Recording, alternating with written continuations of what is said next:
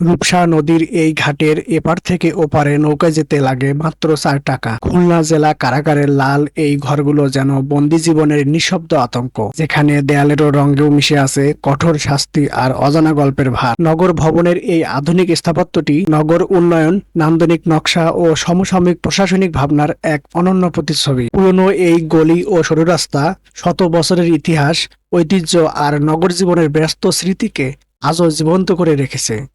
শহরের এই আইকনিক মসজিদগুলো ইসলামিক স্থাপত্য, নান্দনিক গম্বুজ ও আধুনিক নির্মাণশৈলীর মাধ্যমে শহরের ধর্মীয় ও সাংস্কৃতিক ঐতিহ্যকে অনন্যভাবে তুলে ধরেছে। খুলনা শহরের মোড়ে মোড়ে দাঁড়িয়ে থাকা এই ভাস্কর্যগুলো শহরের ঐতিহ্য ও পরিচয়ের নীরব প্রতীক হয়ে আছে।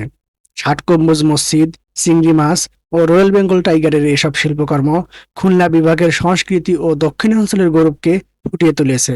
ঝকঝকে পরিষ্কার রাস্তা আর দুই ধারে দাঁড়িয়ে থাকা দৃষ্টিনন্দন উঁচু ভবনগুলো শহরের আধুনিকতা ও সৌন্দর্যকে অনন্যভাবে প্রকাশ করে। আর সবুজে ঘেরা পার্কগুলো নগর জীবনের কোলাহলের মাঝে এনে দেয় শান্তি, নির্মল বাতাস ও স্বস্তির এক প্রশান্ত আরোহ। তো বন্ধুরা, আজকে আমি তোমাদেরকে ঘুরে ঘুরে দেখাবো বাংলাদেশের তৃতীয় বৃহত্তম শহর ও সুন্দরবনের প্রবেশদ্বার নামে খ্যাত খুলনা শহরকে। তাহলে কিছুক্ষণের জন্য আমার সাথেই থাকুন। Let's go.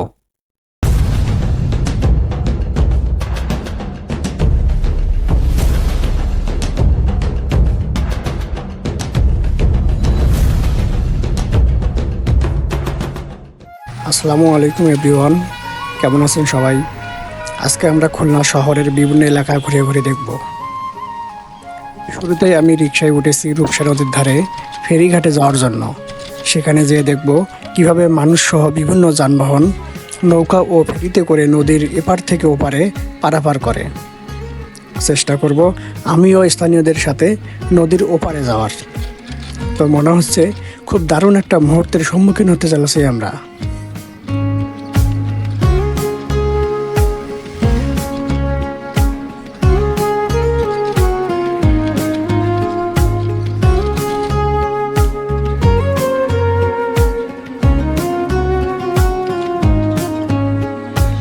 পৌঁছানোর ফাঁকে আপনাদেরকে খুলনা বিভাগ সম্পর্কে কিছু তথ্য দিই। খুলনা শহর ঢাকা ও চট্টগ্রামের পর বাংলাদেশের তৃতীয় বৃহত্তম শহর। এই শহর বহু বছর আগের পুরনো একটি নগরী। আজ থেকে প্রায় 140 বছর আগে 1884 সালে এই শহরের নগরযাত্রা শুরু হয়। কালের বিবর্তনে বহুকাল ধরে, বহু বছর পরে এবং বহু ইতিহাসের সাক্ষী হয়ে পুরনো সত্তা হারিয়ে আজ আধুনিক নগরীতে পরিণত হয়েছে এই খুলনা শহর।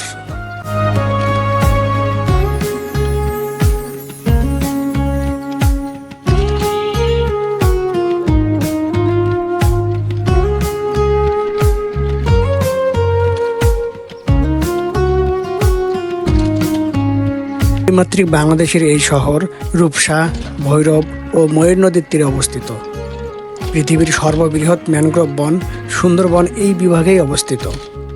মজার ব্যাপার হলো, খুলনা থেকে কলকাতা শহরের দূরত্ব সরলরৈখিকভাবে হিসাব করলে মাত্র 80 থেকে 100 কিলোমিটার।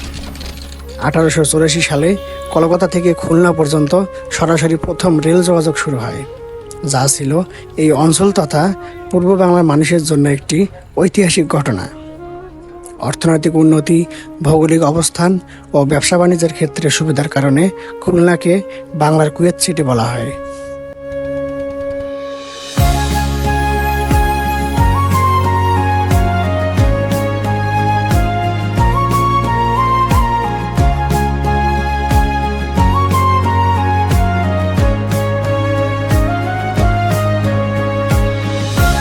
এরপর আমি রূপসা নদীর ঘাটে এসে নৌকায় উঠি স্থানীয়দের সাথে নদীর ওপারে যাওয়ার জন্য।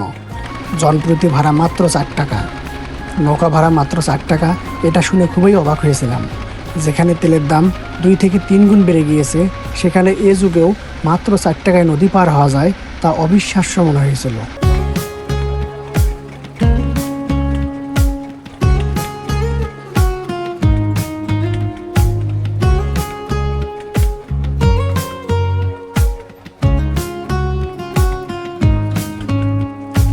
উত্তরবঙ্গের শুকনো নদী আর হাঁটুসমান পানি দেখে থেকে অভ্যস্ত থাকায় ভরা রূপসার পানি দেখে অবাক হলাম। এক স্থানীয়কে জিজ্ঞেস করার পর জানতে পারলাম বর্ষার কারণে রূপসা নদী পানিতে টইটুম্বুর হয়নি। দক্ষিণাঞ্চলের নদীগুলো 12 মাস স্বাভাবিকভাবেই বর্ষার মতো ভরপুর থাকে।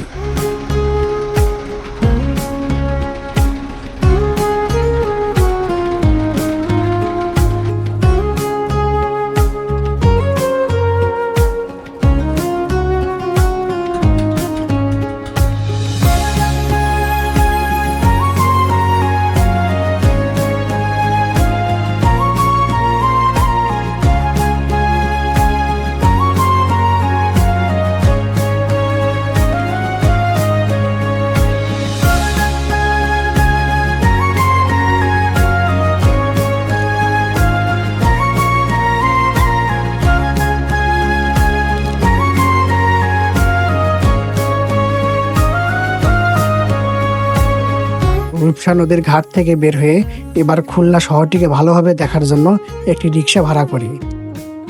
যাওয়ার পথে শুরুতে চোখে পড়ল লাল রঙে সুসজ্জিত খুলনা জেলা কারাগার। সুউচ্চ প্রাচীরে ঘেরা এই কারাগারটি বাইরের সৌন্দর্য দেখে মুগ্ধ হলাম। অনেকে বলে কারাগারের মূল উদ্দেশ্য শুধু শাস্তি দেওয়া নয়, বরং বন্দীদের শৃঙ্খলা শেখানো, পুনর্বাসন করা এবং সমাজে পুনরায় স্বাভাবিকভাবে ফিরে যাওয়ার সুযোগ তৈরি করা।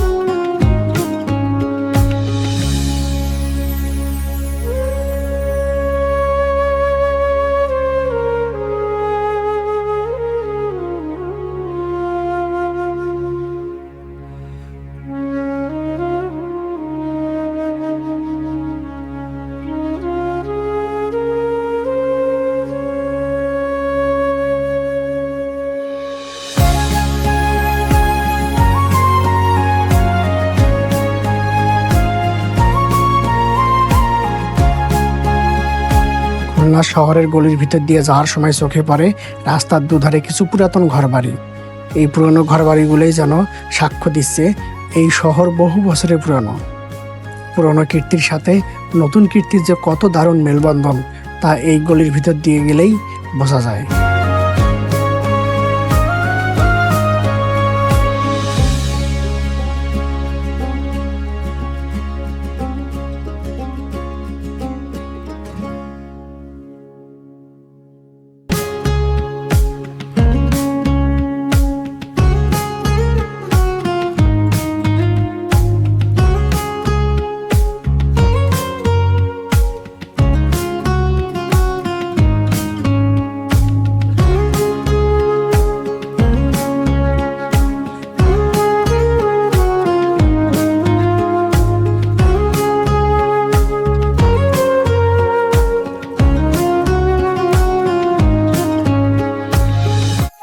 এই শহরের প্রশস্ত পাকা রাস্তা আর রাস্তার দুই পাশের সুউচ্চ নান্দনিক সৌন্দর্যে নির্মিত ভবনগুলো চোখে ধরার মতো। রাস্তায় এতটাই ঝকঝকে পরিষ্কার যে চোখে দেখেই মনে হবে না এটা বাংলাদেশের কোনো শহরের রাস্তা। এই ঝকঝকে পরিষ্কার রাস্তা দেখে নিঃসন্দেহে আন্দাজ করা যেতেই পারে এই শহরের বাসিন্দারা কতটা সুশৃঙ্খল ও রুচিশীল।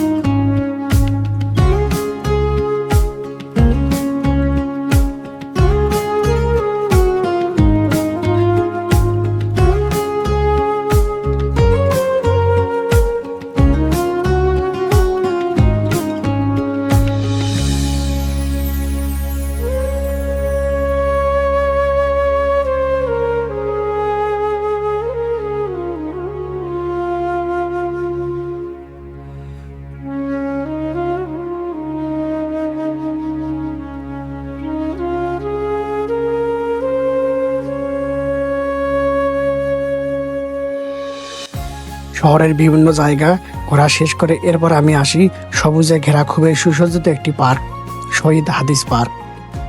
পার্কে ঢুকেই চোখে পড়ে খুব সুন্দর করে বানানো শহীদ মিনারটি।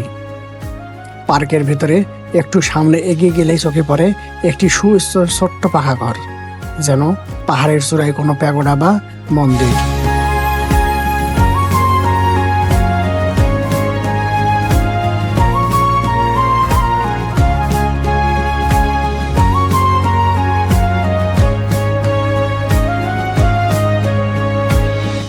শহীদ হাদিস পার্কের ঠিক মাঝখানের এই পুকুরটি যেন পুরো শহরকে ঠান্ডা রাখার দায়িত্ব নিয়েছে। পার্কের ভেতরে সবুজ গাছপালা, হাঁটার পথ, বসার বেঞ্চ সবকিছু অনেক সুন্দর করে সাজানো। শহরের ব্যস্ততার মাঝেও এটি একটি শান্ত পরিবেশ তৈরি করে, যেখানে পরিবার সহ সময় কাটানো যায়।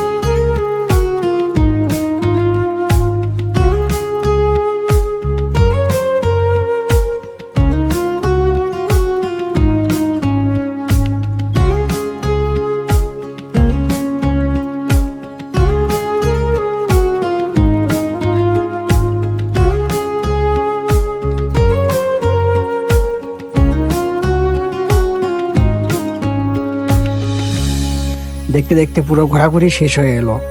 সত্যি বলতে হাতে সময় খুব কম থাকায় এবারের মতো পুরো শহরটি ভালোভাবে ঘুরে শেষ করতে পারিনি, কিন্তু মাত্র 2-3 ঘন্টায় যা দেখলাম তাতে আমি পুরোপুরি মুগ্ধ হয়েছি।